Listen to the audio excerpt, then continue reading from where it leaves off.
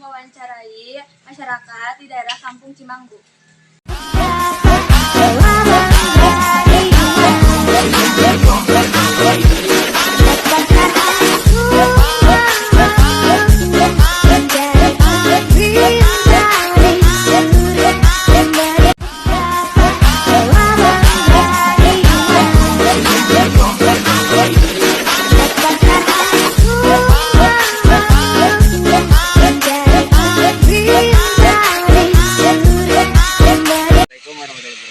Perkenalkan, nama saya Haikal. Saya dari kelompok 4. Di sini saya akan mewawancari Bapak pertama tentang kearifan lokal. Nomor 1. Apa yang dimaksud dengan kearifan lokal? Kearifan lokal adalah pandangan hidup, ilmu, pengetahuan, dan strategi kehidupan yang dilakukan masyarakat lokal. Seperti itu. Pertanyaan nomor 2. Apa ciri-ciri kearifan lokal? Ciri-ciri kearifan lokal adalah kearifan lokal juga disebut sebagai lokal wisdom dan lokal genius. Nomor 3. Apa fungsi kearifan lokal? Fungsi kearifan lokal berfungsi sebagai pedoman hidup agar masyarakat dapat bertahan hidup dengan aman, nyaman, dan sejahtera. Seperti itu. Nomor 4. Bagaimana kearifan lokal bisa terbentuk? Kearifan lokal bisa terbentuk dari gagasan individu yang kemudian menyebar menjadi gagasan kolektif. Nomor 5. Bagaimana kearifan lokal menyesuaikan diri dengan perubahan zaman?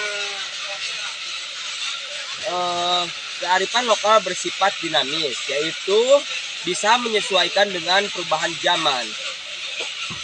6. Bagaimana kearifan lokal dapat membantu dalam menjaga lingkungan hidup? Kearifan lokal seringkali mencakup praktik-praktik yang ramah lingkungan seperti pengelolaan sumber daya alam yang berkelanjutan dan pemeliharaan lingkungan alam yang unik. Nomor 7. Bagaimana kearifan lokal bisa memanfaatkan nilai-nilai moral dan etika? Kearifan lokal dapat dijadikan media untuk menanamkan nilai-nilai normal dan etika dalam pembelajaran. Nomor 8. Apa saja contoh kearifan lokal di Indonesia? Contoh kearifan lokal di Indonesia antara lain subak, gotong royong, sasi, pintuan, dan pelagandong. Seperti itu. Nomor 9. Apa yang bisa dilakukan oleh individu untuk mendukung pelestarian kearifan lokal? Individu dapat mendukung pelestarian kearifan lokal dengan menghargai dan mempraktikkan tradisi-tradisi lokal. Berpartisipasi dalam kegiatan komunitas yang promosikan kearifan lokal. Seperti itu. Nomor 10. Bagaimana kearifan lokal dapat memengaruhi pola pikir dan perilaku masyarakat? Kearifan lokal dapat membentuk pola pikir dan perilaku masyarakat melalui penanaman nilai-nilai tradisional, pembentukan identitas budaya, serta pengaruh dari institusi sosial seperti keluarga dan komunitas. Seperti itu. Sebutkan satu contoh alat musik di daerah kita. Alat contoh alat musik di daerah kita yaitu salah satu ya angklung, mungkin bisa angklung juga, ada angklung dan masih banyak yang lainnya. 11. Sebutkan salah satu kesepuhan di daerah kita.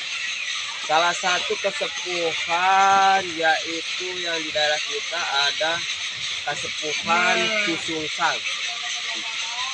Ya, seperti itu, dan masih banyak yang lainnya. Nomor 13. Pernahkah Bapak melihat upacara adat?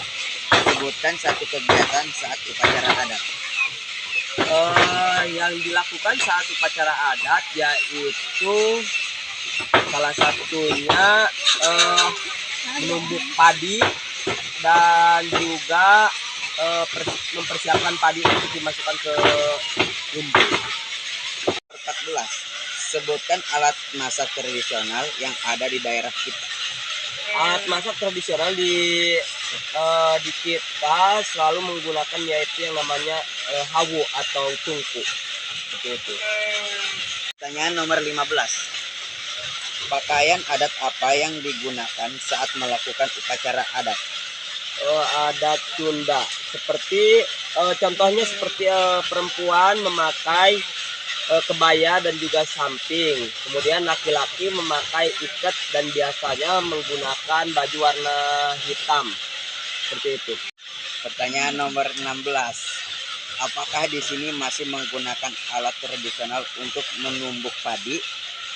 Ya betul, di sini masih menggunakan alat tradisional seperti yang disebut lisung, kalau bahasa di sininya lesung ya seperti itu. Nomor 17. Alat apa yang dilakukan orang tua di sini untuk memanen padi? Alat yang digunakan untuk memanen padi di sini menggunakan etem ya. Beda dengan orang yang di sebelah sana di Jawa Barat. Kebanyakan di sana menggunakan arit gaet. Kalau di sini menggunakan etem dan ada juga wadahnya seperti epok dan tali ikat dan juga yang lain-lain. Nomor 18. Apa yang dilakukan orang tua di sini sebelum mengambil beras? Yang dilakukan di sini sebelum mengambil beras mungkin menggunakan pakaian sopan seperti memakai samping atau baju-baju tertutup supaya kelihatan lebih sopan saja seperti itu. Alat apa yang digunakan untuk menanam padi?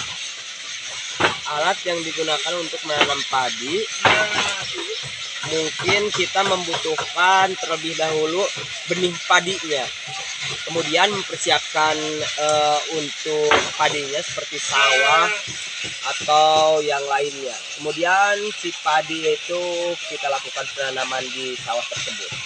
Pertanyaan nomor terakhir. Setelah menanam padi, padi akan dijemur. Dinamakan apa alat itu? Lantayan. Kalau di sini namanya lantayan ya. Kalau padi setelah padi dipanen, kemudian padi dipikul dibawa ke yang namanya lantayan seperti itu. Terima kasih. Dari kelompok 4, kurang lebihnya mohon dimaklumi. Wassalamualaikum warahmatullahi wabarakatuh.